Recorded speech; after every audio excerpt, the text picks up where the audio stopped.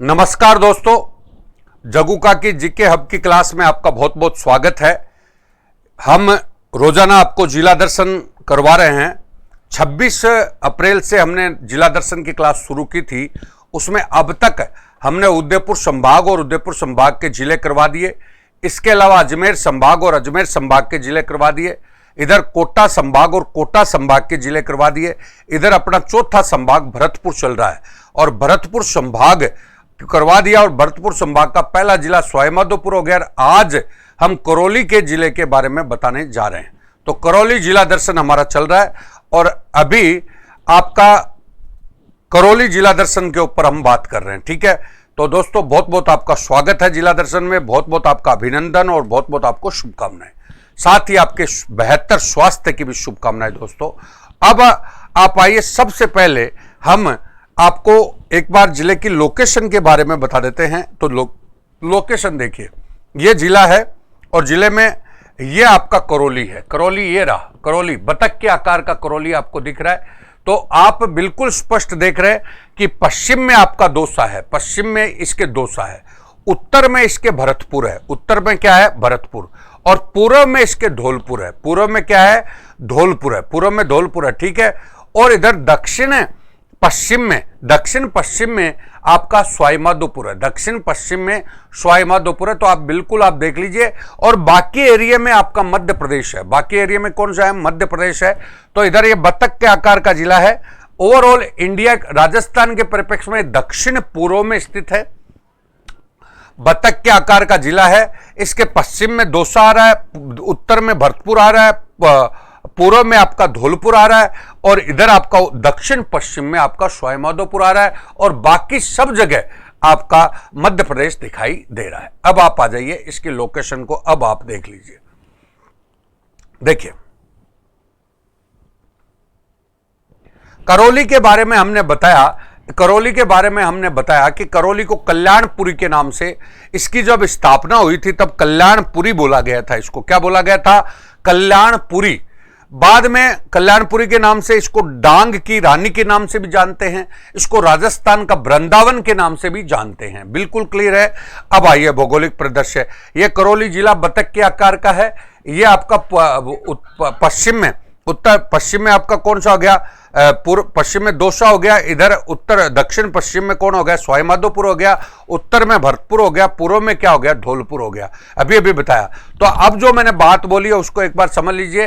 राजस्थान के दक्षिण पूर्व भाग में स्थित है। ये बतख के आकार का जिला है जिसके पश्चिम में आपको दौसा दिखाई दे रहा है, दक्षिण पश्चिम में आपको सवाई माधोपुर दिखाई दे रहा है, पूर्व में आपको धौलपुर दिखाई दे रहा है और उत्तर में आपको भरतपुर दिखाई दे रहा है। बाकी थोड़ा बहुत पूर्व दक्षिण की ओर मध्य प्रदेश है और मध्य प्रदेश के समीपवर्ती राज्य है। ये मध्य प्रदेश का समीपवर्ती क्या है? जिला है। मध्य प्रदेश का समीपवर्ती क्या है? जिला। तो पश्चिम में दौसा आ गया, दक्षिण पश्चिम में सवाई माधोपुर आ गया, पूर्व में आपका धौलपुर आ गया, उत्तर में आपका भरतपुर आ गया, बाकी एरिया में आपका कौन सा आ गया? मध्य प्रदेश आ गया। तो ये टोटल आपकी बात है। क्षेत्रफल इसका 5524 वर्ग किलोमीटर है, 5524 वर्ग किलोमीटर है। यहाँ की प्रमुख नदी बनास और एक गंभीरी है। बनास के बारे में हमारी काफी बात हो गई। और एक बांध इसका पांचना बांध है। कौन सा? पांचना। और एक कालीसिल बांध है। कौन सा? कालीसिल बोलते हैं इसको, कालीसिंध नहीं बोलते, कालीसिल बोलते हैं। सिल, कालीसिल बांध है।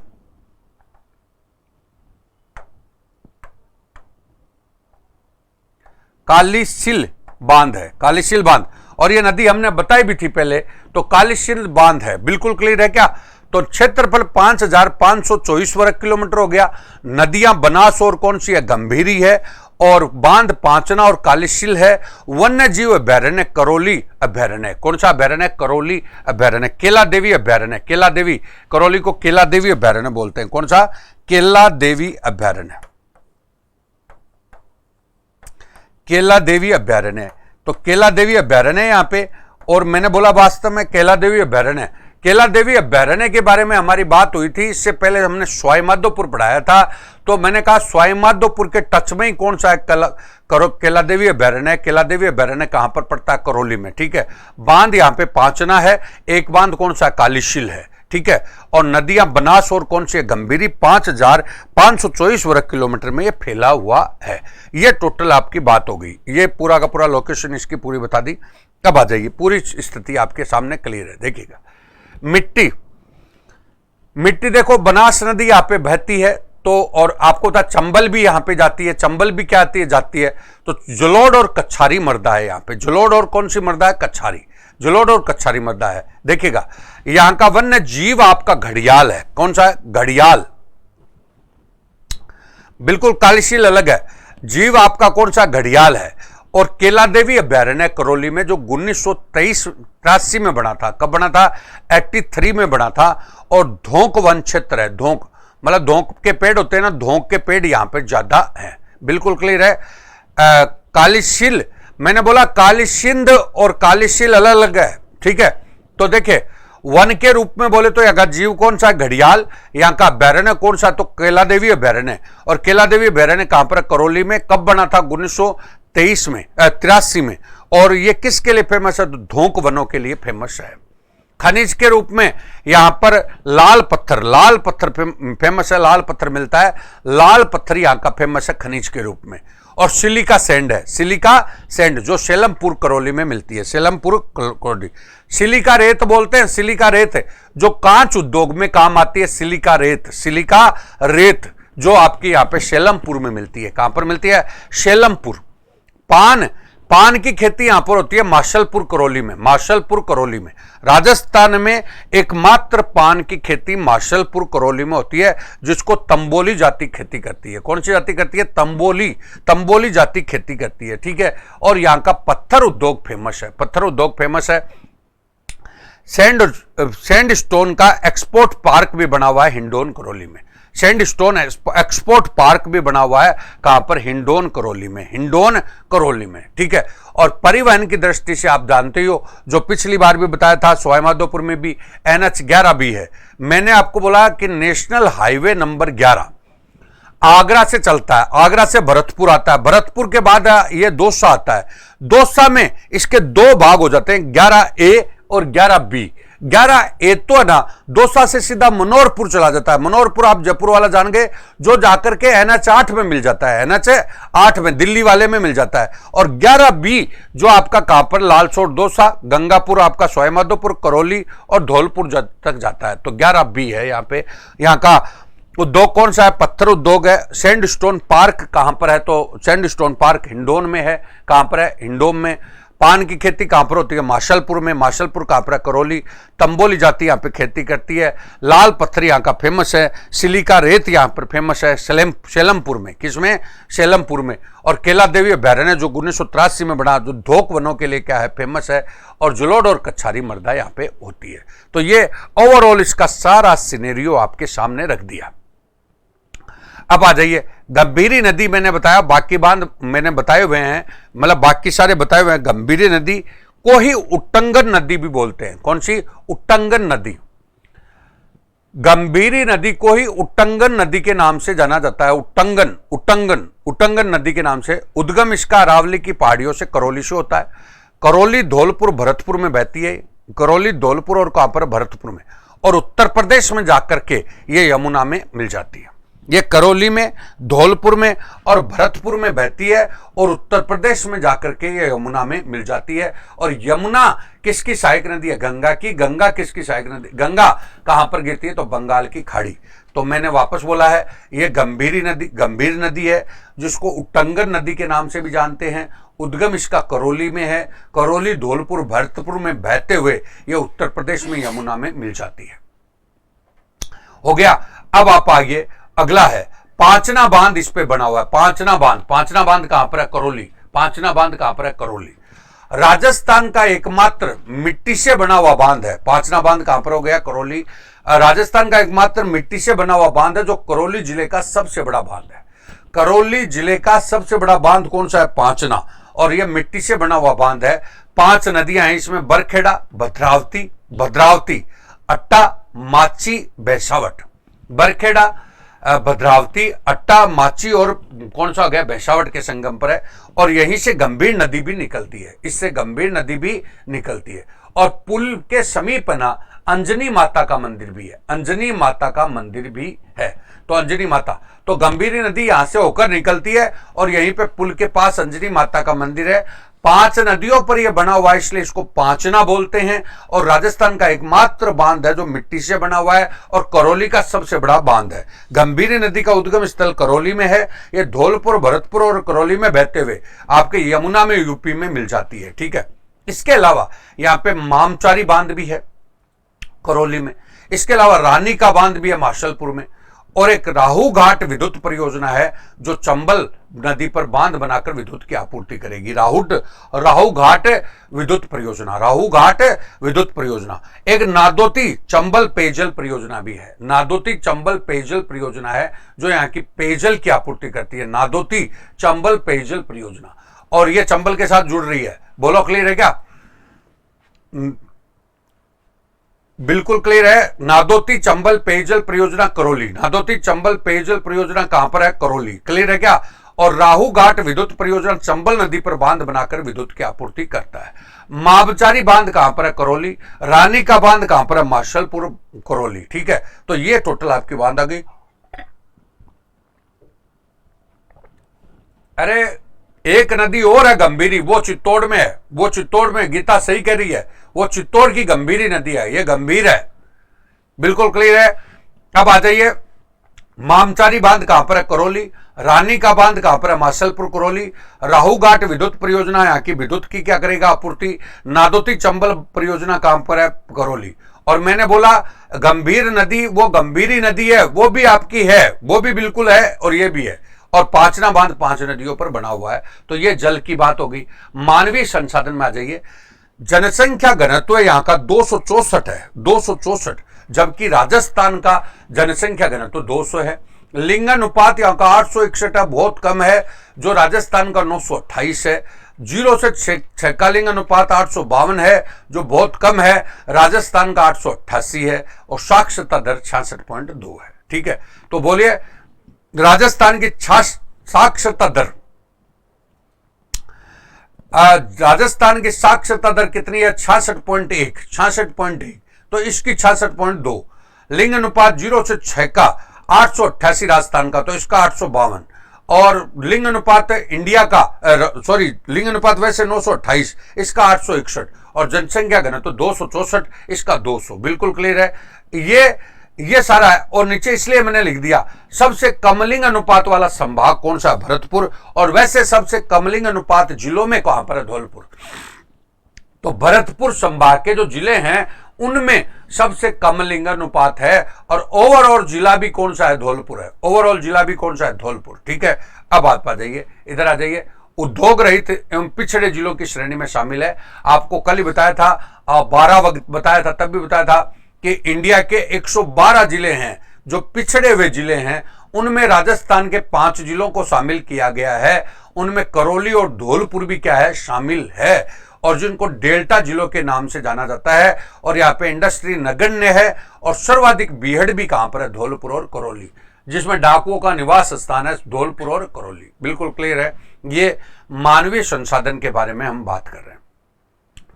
अब ऐतिहासिक परिप्रेक्ष्य आ जाइए। ऐतिहासिक, इतिहास क्या कहता है? इतिहास क्या कहता है? सुन लो। इतिहास के बारे में देखिए, इसका जो संस्थापक यहाँ पे यदुवंश का संस्थापक, अपन बोलेंगे यदुवंश, यदुवंश। बिल्कुल क्लियर है। यदुवंश का संस्थापक कौन है? यदु मतलब यादव, यादव वंश रहा है यहाँ पे। यादव वंश का संस्थापक विजयपाल यादव है, जिसने 1040 में यदुवंश की स्थापना यहाँ पे करी थी। यहां पर यदुवंश की स्थापना 1040 में करी थी। बाद में तिम्मनपाल आया। तिम्मनपाल ने तिम्मनगढ़ का दुर्ग बनाया। कौन सा? तिम्मनगढ़। तिम्मनगढ़ का दुर्ग कहां पर है? करौली। बाद में कुंवरपाल आया। कुंवरपाल मोहम्मद गोरी ने कुंवरपाल को पराजित करके, मोहम्मद गोरी आया था, आपको पता ही है, तो उसने कुंवरपाल को पराजित करके और क्या ले लिया? तिम्मनगढ़ ले लिया। बाद में अर्जुनपाल आया। अर्जुनपाल ने तिम्मनगढ़ तुर्कों से छीन लिया और पुनः यादवों का कब्जा करवा दिया। और इनके द्वारा ही 1398 में कल्याणपुर नगर बसाया गया। अर्जुन पाल के 48 में 1348 में कल्याणपुर नगर बसाया गया और यह कल्याणपुर नगर ही आगे जाकर करौली जिला बना। समझ गए क्या? करौली बना। क्या बना? करौली। तो कल्याण, तो इसी का नाम कल्याणपुर हो गया। राजस्थान का वृंदावन हो गया, डांग की रानी हो गई, भद्रावती नगरी हो गई, इसके कई नाम हैं। तो ये कल्याणपुर किसने बसाया? अर्जुन पाल ने। अर्जुन पाल। और कल्याणपुर ही आगे जाके क्या हो गया? करौली हो गया। और फिर इसी में गोपाल पाल आया। गोपाल पाल ने मदन मोहन जी का मंदिर बनाया। यहां पे कौन सा मंदिर बनाया? मदन मोहन जी का मंदिर। हरबख्श पाल आया। हरबख्श पाल ने अंग्रेजों के साथ पहली संधि की थी। आपको बताया अंग्रेजों के साथ राजपूतों की मैत्री संधि हुई थी 1817 में। तो 17 में मैत्री संधि करने वाली पहली रियासत आपकी कौन सी थी?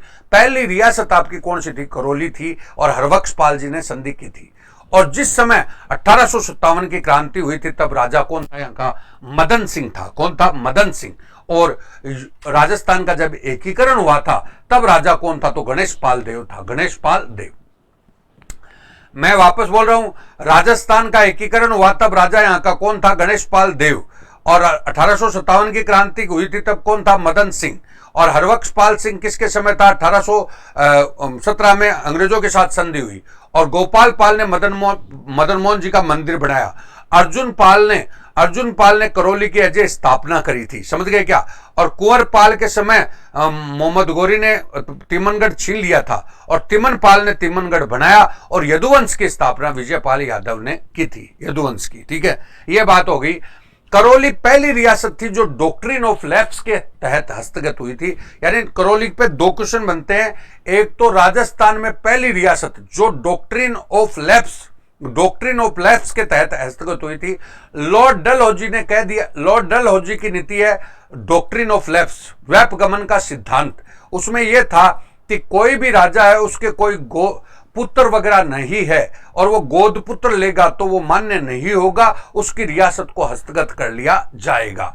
तो करौली एक तो डॉक्ट्रिन ऑफ लैप्स के तहत होने वाली पहली रियासत है और एक अंग्रेजों के साथ संधि करने वाली भी पहली रियासत है। तो अब आगे मैंने बताया अंग्रेज और करौली। राजपूत अंग्रेज मैत्री संधि हुई थी 1817 में, 15 नवंबर 1817 में, 15 नवंबर 1817 में और करौली में। और उसका शासक कौन था? हरबख्श पाल सिंह। हरबख्श पाल सिंह। बोलो, राजपूत अंग्रेजों की मैत्री संधि किसके समय हुई थी? हरबख्श पाल सिंह। पहला संधि करने वाला कौन था? करौली नरेश, 15 नवंबर 1817 में। बाद में 1857 की क्रांति और करौली का क्या रोल है? तो अभी भी मैंने बताया था मदन सिंह जी उस समय राजा थे। तो मदन सिंह जी के सहयोग से ही और जनरल रॉबर्ट्स ने कोटा क्रांति का दमन किया था। कोटा क्रांति का दमन किया था। आपको बताया कोटा की क्रांति आपको बताई थी 15 अक्टूबर 1857 को हुई थी। कोटा का राजा उस समय कौन था? राम सिंह। कौन था? राम सिंह। और वहां पर मतलब आपका कौन था? राम सिंह था और जयदयाल और मेहराब खां वहां पे क्या थे? क्रांतिकारी। और कौन सा किसको जो पॉलिटिकल एजेंट था वो कौन था? Robert Burton. उस रॉबर्ट बर्टन को मतलब क्या किया? तो तोप से उड़ा दिया था। और तब जनरल रॉबर्ट्स वहां पर आया तो उसने करौली महाराज मदन सिंह जी से सहयोग लेकर के और इस क्रांति का दमन किया। और करौली महाराज मदन सिंह को बाद में अंग्रेजों ने GCI की उपाधि और 17 तोपों की क्या दी? सलामी। 17 तोपों की क्या दी थी? सलामी। GCI का मतलब होता है grand commander of India. Grand commander of India. तो मदन सिंह जी को अंग्रेजों के द्वारा ग्रांड कमांडर ऑफ इंडिया की उपाधि दी गई और 17 तोपों की सलामी दी गई। तो यह 1857 की क्रांति का रोल है। आगे आइए, प्रजामंडल और करौली। त्रिलोक चंद माथुर ने 1938 में चिरंजी लाल शर्मा कुंवर मदन सिंह के सहयोग से करौली प्रजामंडल बनाया। करौली प्रजामंडल कब बना? 1938 में। किसके नेतृत्व में बना? तो त्रिलोक चंद माथुर। और त्रिलोक चंद माथुर के साथ कौन था? तो मदन सिंह था और कौन था? चिरंजी लाल शर्मा था। ठीक है। और 1939 में त्रिलोक चंद माथुर के अध्यक्षता में प्रजामंडल का अधिवेशन हुआ और जिसमें प्रशासनिक सुधारों की मांग की। तो बताइए करौली प्रजामंडल का अध्यक्ष कौन था? तो त्रिलोक चंद माथुर। बाद में हमारा एकीकरण आ गया। एकीकरण के समय राजा कौन था? गणेश पाल देव। ठीक है। मत्स्य संघ बना। आपको पता है 18 मार्च 1948 को मत्स्य संघ की स्थापना हुई। मत्स्य संघ एकीकरण में पहली कड़ी है। और बोले अलवर, भरतपुर, धौलपुर, करौली चारों को मिलाया गया। अलवर, भरतपुर, धौलपुर, करौली चारों को मिलाया गया मत्स्य संघ में, ठीक है। और 15 मई 1949 को शंकर राव देव की अध्यक्षता में शंकर राव देव कमेटी की रिपोर्ट पर मत्स्य संघ का राजस्थान में क्या हुआ विलय, मत्स्य संघ का राजस्थान में क्या हो गया विलय। और उसी समय करौली को सवाईमाधोपुर का भाग बना दिया। तो करौली किसका भाग था? सवाईमाधोपुर का। तो 15 मई 1949 को मत्स्य संघ का राजस्थान में क्या हो गया विलय, और करौली को किस में मिला दिया था? सवाईमाधोपुर में मिला दिया था। और 19 जुलाई 1997 को करौली राजस्थान का 32वां जिला बन गया। करौली राजस्थान का कौन सा जिला बन गया? 32वां। अब मैं वापस बोल रहा हूं, करौली राजस्थान का 32वां जिला कब बना? तो 19 जुलाई 1997 को बना, ठीक है। करौली, सुनिएगा, करौली राजस्थान का 32वां जिला कब बना? तो 19 जुलाई 1997 को बना। और करौली सवाईमाधोपुर में कब मिक्स हुआ? तो 15 मई 1949 को, जब मत्स्य संघ का राजस्थान में विलय हुआ था तब बना। और ये किसका हिस्सा था? तो मत्स्य संघ का था। मत्स्य संघ कब बना था? 18 मार्च 1948 को।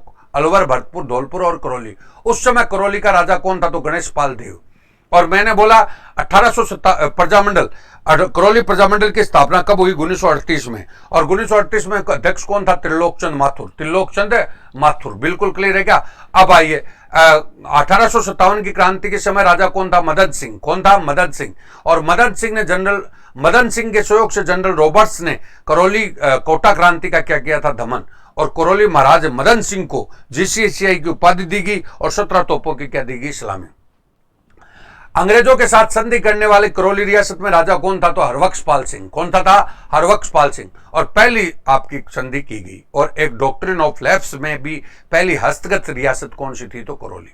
तो ये दोस्तों पूरी हिस्ट्री होगी। हिस्ट्री के ऊपर आ जाइए, सांस्कृतिक परिप्रेक्ष्य में आ जाइए। तो सांस्कृतिक परिप्रेक्ष्य में यहाँ पे बताना चाह रहे हैं, कुल देवता, यहाँ का देवता जो मान सकते हैं इस एरिया का जो देवता, जैसे जयपुर का देवता, जयपुर का हमारा देवता कौन है? तो गोविंद देव जी है। कौन है? गोविंद देव जी। तो उसी प्रकार से वहां का करौली का देवता कौन है? तो मदन मोहन जी है। कौन है? मदन मोहन जी, बिल्कुल। और करौली की कुलदेवी आपकी कौन सी है? केला माता है। केला माता, बिल्कुल क्लियर है। अब देखिए, मदन मोहन जी के बारे में बता रहा हूं। ये गौड़ीय संप्रदाय, आपको एक हिस्ट्री सुननी पड़ेगी। देखिए, गौरांग चैतन्य महाप्रभु थे, उन्होंने गौड़ीय संप्रदाय की स्थापना करी थी। गौड़ीय संप्रदाय की स्थापना करी थी जो कृष्ण भक्ति पर बल देता था। समझ गए क्या? गौड़ीय संप्रदाय की राजस्थान में 2 शाखाएं हैं, एक तो जयपुर और एक कौन सी? करौली। जयपुर में गोविंद देव जी विराजते हैं और गोपीनाथ जी विराजते हैं, और करौली में मदन मोहन जी विराजते हैं। तो गौड़ीय संप्रदाय की जयपुर और करौली में कौन कौन है? तो गोविंद देव जी, गोपीनाथ जी तो जयपुर में हैं, और मदन मोहन जी कहां पर है? करौली। बोलो। तो गोविंद देव जी मतलब कृष्ण भगवान का मुख है, और गोपीनाथ जी कृष्ण भगवान का वक्ष है, और मदन मोहन जी कृष्ण भगवान के पैर हैं, ठीक है। तो मदन मोहन जी हो गए यहाँ पे निर्माता मंदिर का। मदन मोहन जी का मंदिर किसने बनाया? तो गोपाल पाल ने। इसीलिए इसको राजस्थान का क्या बोलते हैं? वृंदावन। और यह मदन मोहन जी की कौन सी मूर्ति है? तो काली मूर्ति है। और प्रत्येक अमावस्या को यहाँ पे क्या लगता है? मेला। वापस बोल रहा हूं, ध्यान दीजिएगा। गौरांग चैतन्य महाप्रभु ने कौन सा संप्रदाय बनाया था? गौड़ीय। गौड़ीय संप्रदाय की राजस्थान में आपकी गद्दियां कहां पर है? तो जयपुर और करौली। जयपुर में इसके कितने मंदिर है? 2, गोविंद देव जी और कौन सा? गोपीनाथ जी। गोविंद देव जी और गोपीनाथ जी। तो गोविंद देव जी और गोपीनाथ जी कृष्ण भगवान के मुख और कौन सा है? वक्ष। और मदन मोहन जी कृष्ण भगवान के क्या है? पैर। तो मदन मोहन जी करौली में है, इनकी काली मूर्ति है। गोपाल पाल ने मूर्ति स्थापित करी थी, इसलिए राजस्थान का इसको वृंदावन बोलते हैं, और प्रत्येक अमावस्या को इसका मेला लगता है, ठीक है। अब आइए, कुल देवी केला माता। केला माता त्रिकुट पर्वत करौली में है। त्रिकुट पर्वत कहां पर है? करौली। ये यदुवंशी और मीणा जाति की कुल देवी है। 8 भुजाएं इसके। यदुवंशी और मीणा जाति की क्या है? कुल देवी। केला महालक्ष्मी का रूप है, और जो लंगूर है, केला तेरे लंगूर, वो हनुमान जी का रूप है। किसका रूप है? हनुमान जी। और लंगूर से लंगूरिया नृत्य बना है। कौन सा नृत्य? लंगूरिया नृत्य। तो ये देखिएगा, टोटल आपकी चीजों को जोड़ रहा हूं। मीणा जाति के युवाओं के द्वारा केला माता के मेले के अवसर पर किया जाने वाला धार्मिक नृत्य जो है वो लांगूरिया नृत्य है, जो कार्तिक शुक्ल अष्टमी में जो मेला लगता है उस पर लांगूरिया नृत्य मीणा जाति के युवा करते हैं, ठीक है। अब यहां पे केला का महत्व कैसे हुआ? तो अकबर ने दौलताबाद अभियान चलाया था। उसमें करौली नरेश गोपाल दास भी साथ था। कौन था? गोपाल दास भी साथ था। तो वो केला देवी से मन्नत करके गया था कि वे विजय हो, तो उसकी उसमें विजय हो गई। तब से राज परिवार इसको पूरी तरह से मानने लग गया। यहां पे बहुरा भगत का मंदिर है। बहुरा भगत को ही केला के सबसे पहले दर्शन हुए थे, तो बहुरा भगत का ही कोई केला के सबसे पहले दर्शन हुए थे, तो बहुरा भगत का भी मंदिर है। यहाँ पे अंजनी माता का स्वरूप है केला। कौन सा? केला मतलब महालक्ष्मी का भी स्वरूप है, अंजनी माता का भी क्या है? स्वरूप है। और कबीर शाह की यहाँ पे दरगाह है। कबीर शाह की यहाँ पे क्या है? दरगाह। बोलो, कबीर शाह की दरगाह अंजनी मतलब अंजनी माता का स्वरूप भी देखने को मिलता है। समझ गए क्या? अंजनी माता का स्वरूप और कबीर शाह की क्या है? दरगाह। ठीक है। महाशिवरात्रि पशु मेला भी यहाँ पे लगता है। पशुपालन विभाग द्वारा चैत्र माह में राज्य स्तरीय पशु मेला लगता है, जो हरियाणवी नस्ल का यहाँ पे व्यापार होता है। महाशिवरात्रि पशु मेला। महावीर जी का आपको पता है फेमस मेला है यहाँ का। महावीर जी मतलब महावीर स्वामी, जोधराज दीवान पल्लीवाल महावीर स्वामी के चमत्कार से प्रभावित हुए और उसने त्रिशिखरीय जिनालय का निर्माण करवाया और बाद में जिनाचार्य महानंद सागर सूर्यसूर्य ने इसकी प्रतिष्ठा करवाई। और महावीर जयंती को यहां पर, महावीर जयंती को वीर जयंती भी बोलते हैं, चैत्र शुक्ल त्रयोदशी को आती है, वहां पर इसका विशाल मेला लगता है। तो यह महावीर जयंती महावीर जी का हो गया। एक गदमोरा है। गदमोरा भगवान कृष्ण के समय इसका प्रादुर्भाव हुआ और यह मोरध्वज राजा, कौन सा था? राजा मोरध्वज का नाम सुना होगा। मोरध्वज, मोर मतलब जिसका मुख तो कौन था? मोर के समान, मोर था और शरीर था, तो राजा मोरध्वज का स्थानक गदमोरा। गदमोरा का शासक था कौन? महाराजा मोरध्वज। और इसका वास्तुशिल्प कोणार्क मंदिर के समान मिलता है। तो ये साहब धार्मिक परिप्रेक्ष्य में देखो, यहाँ पे महावीर जी का मंदिर है, महावीर जी का मेला लगता है। महावीर जी में लठमार होली जो फेमस है वो भी है, और गदमोरा जो मोरध्वज की नगरी है, और महाशिवरात्रि पशु मेला लगता है, केला देवी है और मदन मोहन जी है। तो ये धार्मिक परिप्रेक्ष्य में आपका सारा कॉन्सेप्ट आ गया। आगे ये लोक नृत्य में, लोक कला में, तो एक तो लांगूरिया नृत्य तो आपको बता ही दिया। लांगूरिया नृत्य तो बता ही दिया। लांगूरिया नृत्य के बाद एक टूटिया नृत्य भी है। कौन सा? टूटिया, जो विवाह के अवसर पर होता है। कौन से के अवसर पर होता है? विवाह। तो विवाह के अवसर पर पुरुषों की अभिव्यक्ति में वर पक्ष की महिलाओं के द्वारा किया जाने वाला नृत्य है। यानी ये क्या कहानी है कि पहले सभी पुरुष तो बारात में चले जाते थे, महिलाएं पीछे बसती थी। तो महिलाएं मतलब पुरुषों के भेष में नृत्य करती थी, जिसको क्या बोलते थे? टूटिया। तो टूटिया नृत्य का संबंध किससे है? विवाह से। लेकिन ये प्रसिद्ध कहां का? करौली का। और एक आपको बताया यहाँ का लोकनाट्य, कन्हैया लोकनाट्य फेमस है। कन्हैया जो मीणा जाति में बाहुल्य में है। कौन सी जाति में? मीणा जाति का लोकनाट्य कन्हैया। कौन सा? कन्हैया। और ये मत्स्य क्षेत्र में मिलता है और मीणा जाति बाहुल्य क्षेत्र में है। 2 या 2 से अधिक पार्टी दंगल में कन्हैया गीतों के माध्यम से नाटक करती है, तो इसको कन्हैया लोकनाट्य भी बोलते हैं। ये मत्स्य क्षेत्र में प्रचलित है और बेसिकली आपका मीणा जाति के द्वारा किया जाता है। तो दोस्तों, लोक कला में कन्हैया लोकनाट्य हो गया, टूटिया नृत्य हो गया, टूटिया नृत्य के साथ लांगूरिया नृत्य हो गया। कौन सा? लांगूरिया।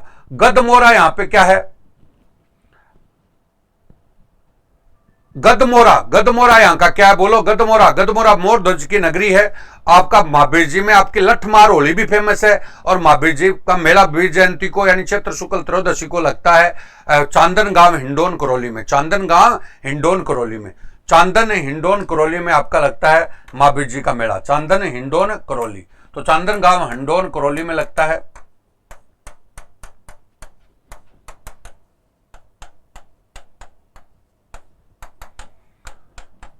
करौली। और मैंने आपको बताया कि यहां पर लठमार होली भी क्या है? फेमस है। Lathmar Holi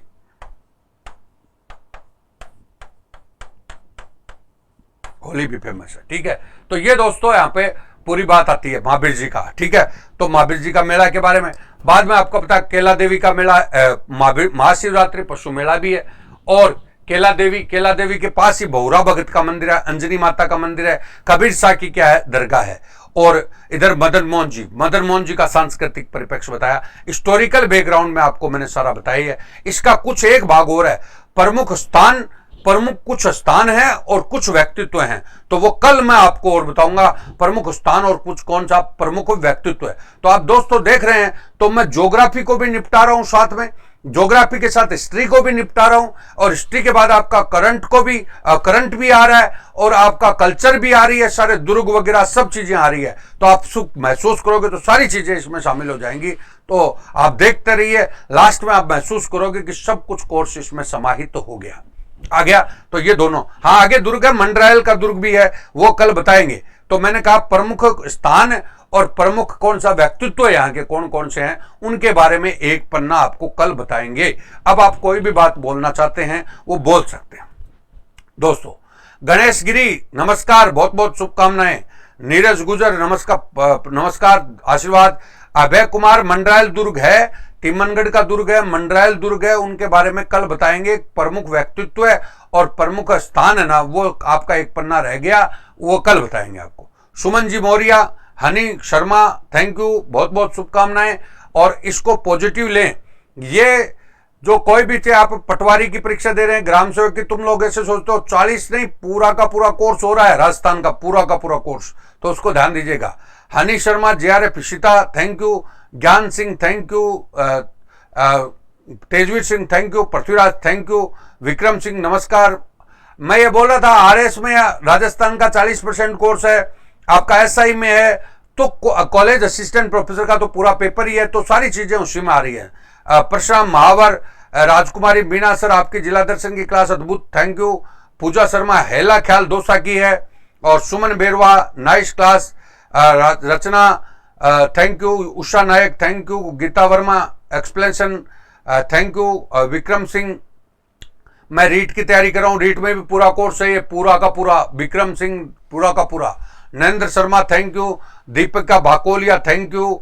Harpul Singh, thank you. Kusum Pareta, thank you sir. चरण स्पर्श, थैंक यू। वीडियो को लाइक और शेयर तो करते रहें, बाकी कमाएंगे तो मैं उस पर विचार करूंगा। Thank you. Pooja Sharma, thank you. और गणेश गिरी, थैंक यू। तो सभी को मेरा बहुत बहुत नमस्कार, बहुत बहुत शुभकामनाएं। इसका एक पेज है जो कल भरतपुर बताएंगे, तब उसके साथ बता देंगे। हाँ, अभय कुमार, वो मैंने कौन सा मंडरायल दुर्ग सवाई माधोपुर में बता देता, मंडरायल आजकल करौली में आ गया। विक्रम सिंह, आप बहुत थैंक यू। गीता, हेला ख्याल लालसोट दौसा की है, बिल्कुल दौसा की है। तो नमस्कार दोस्तों, बहुत बहुत शुभकामनाएं, बहुत बहुत अभिनंदन और बहुत बहुत आभार।